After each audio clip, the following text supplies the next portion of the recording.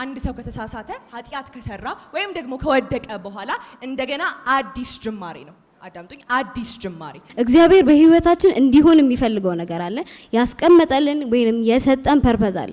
ያንን ደግሞ ፉልፊል እንዳናደርገው የሚያደርገው በውስጣችን ያስቀመጥነው ቂም ነው።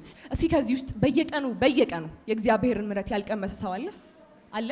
የለም አይደል? ስለዚህ ሁላችንም በየቀኑ የእግዚአብሔርን ምሕረት የቀመስን ከሆነ ለምን ለማስተላለፍ ይከብደናል? መጽሐፍ ሲናገር ያልጠፋ ነው ከእግዚአብሔር ምሕረት የተነሳ ነው ርህራሄው አያልቅምና ይላል። አስ አ ኒው ክሬሽን እኛ አዲስ ፍጥረት ነን ብለን ለመናገር ራሱ ያበቃን የእግዚአብሔር ይቅርታ፣ የእግዚአብሔር ፍቅር፣ የእግዚአብሔር ሁለተኛ ዕድል ሰጪነት ነው። እግዚአብሔር ለኛ ሲል ኢየሱስን ልኮ በመስቀል ላይ ልክ እንዳደረገልን ሁሉ እናንተም ለኛ ሁለተኛ ዕድልን ሰጣችሁ የሁለተኛ ዕድል ቤተሰብ እንድታደርጉት ነው የምንፈልገው። የእግዚአብሔር ጸጋ ካረዳን በስተቀር ይቅር ለማለት ቀላል አይደል።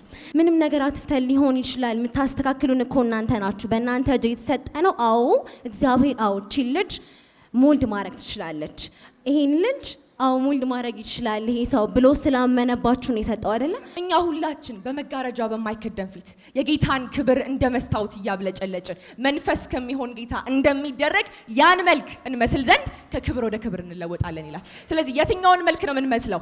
ያን መልክ። ስለዚህ ክርስቶስን ለመምሰል ምሕረት ማድረግ ግብአት ነው ማለት ነው። እንደ ባለ አደራ እግዚአብሔር እንደሰጣችሁ ባለ አደራዎች እኛን ልትቀርጹን ይገባል ማለት ነው።